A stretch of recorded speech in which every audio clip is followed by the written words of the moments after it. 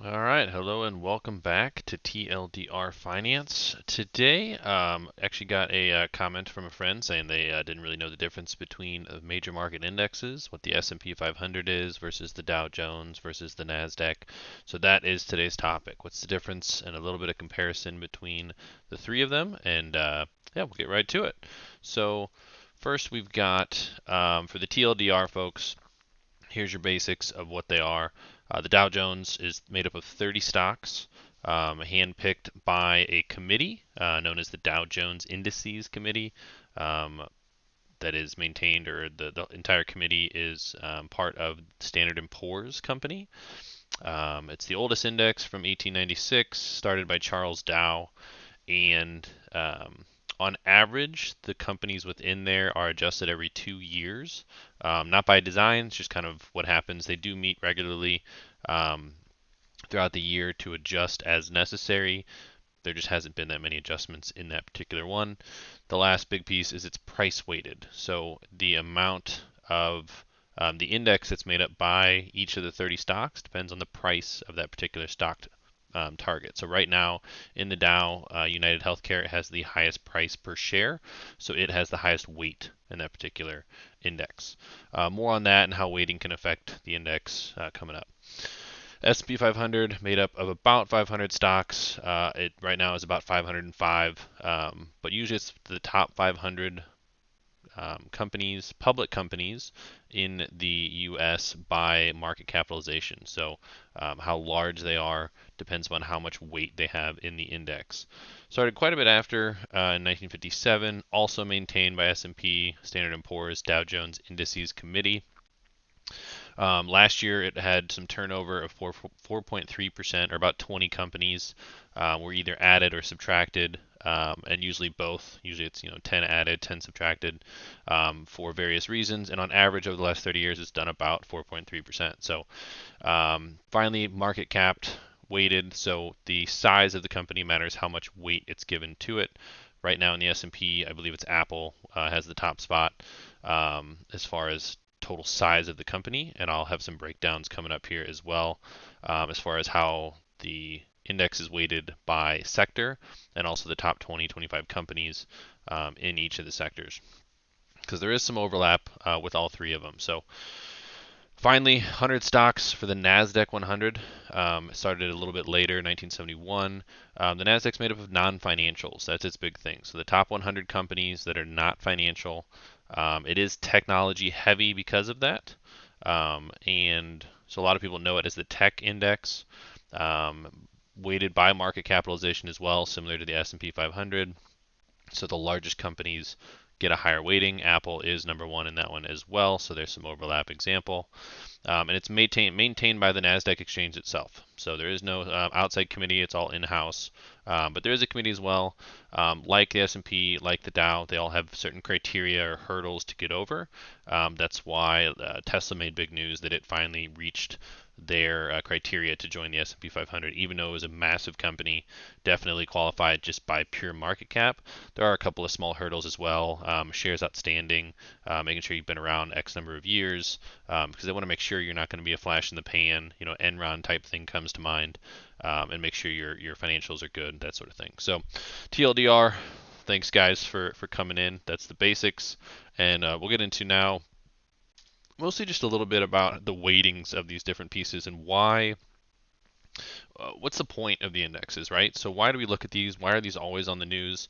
Ultimately, this is our barometer by how we're, or benchmark is how we're tracking the market. And a lot of people use the S&P 500 to compare themselves for their returns. So if they're doing their own investment management, ideally they're saving themselves, 1% or 2% from the financial advisor charging them, but also they want to make sure they're not doing 1 to 2% less than the market overall, because if so, maybe it's worth it to pay the advisor the percentage or their fee to do it for you. So that's kind of their line in the sand to make sure they're keeping up with the market at least, and ideally you want to do, of course, better than that. So the Dow, personally, I don't follow this nearly as much as I think everyone else does. The committee that puts it on, they picked 30, and it's actually grown. Initially started with 12 stocks. Now it's grown to 30. There's no real cap on it necessarily. It could be 100 at some point in the future, but the committee believes that their hand-picked 30 companies, um, are a good indicator of the market overall. And so with this, we've got a breakdown of the different sectors they come from. This is a bit more spread out than the S&P and the Nasdaq, as you'll see here in a moment, but it is still information tech heavy. You got a big chunk of financials, consumer staples, healthcare, and discretionary and industrials. Pretty good split of the pie here. The major companies, I wanted to put this one because of the year they were added. Some of these companies have been in here for 1932, Procter and Gamble.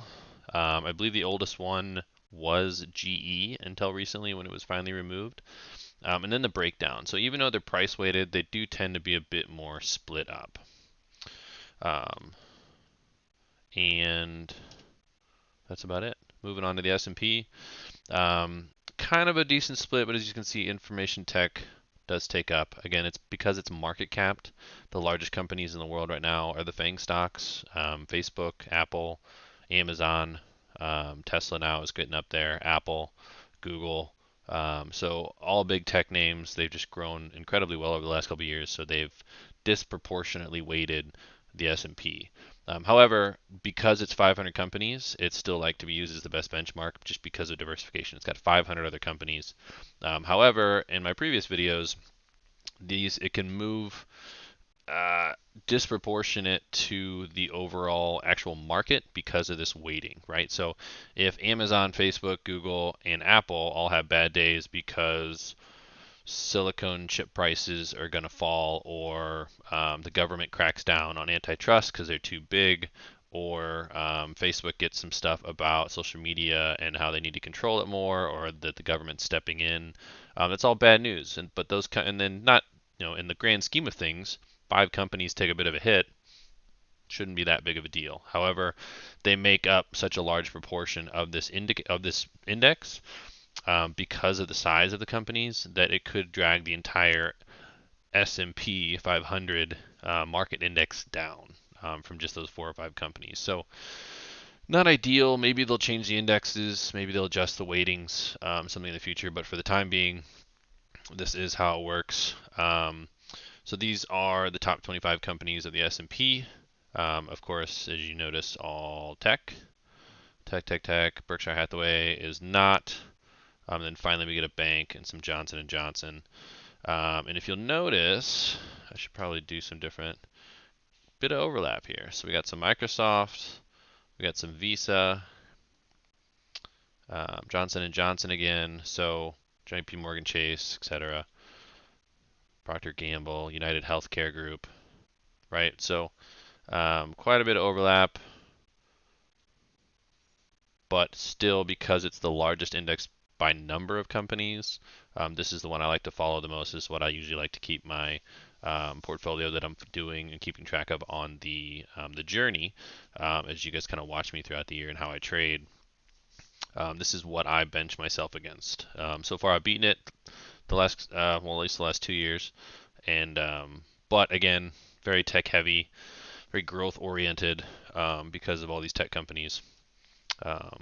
But that's how they initially built it. Granted, it's a bit dated by this point, but doesn't seem, I haven't heard of any news of anybody kind of trying to look into to redo these. Finally, the Nasdaq, quite a healthy weighting towards one, information tech, but it's known as the tech index for that reason. The Nasdaq 100 is made up of all the top 100 non-financial companies in the U.S. And so this is the breakdown of that. Pretty tech heavy, of course. And here we go again, right? The top companies are quite similar from the previous page, right? And then you got Tesla sneaking in there. You've got Alphabet, Google, Facebook. So quite a bit of overlap between the three. The best thing is to take a look at how your portfolio is. Do you have a lot of tech? A lot of clients that I've seen in the past, almost everyone had Apple because it's the big name. They all use iPhones. They like it, and so almost every portfolio had it. And if that's 40, 50%, or some large portion of your portfolio, well, then maybe you should track yourself against the Nasdaq 100 versus the Dow, for example, just because the Dow just doesn't have as much tech. Um, but yeah, I mean, really, any index is fine. Consistency is more the key, and just tracking it that way moving forward. So that's it for the indexes. That's a bit on the difference. Like and subscribe, of course. If you liked it, awesome. If you hated it, even better. Leave some comments. Love to make some changes, or just completely ignore stuff like this in the future. So love to just give you what you want and help you become more financially educated as we go through the markets. Thank you.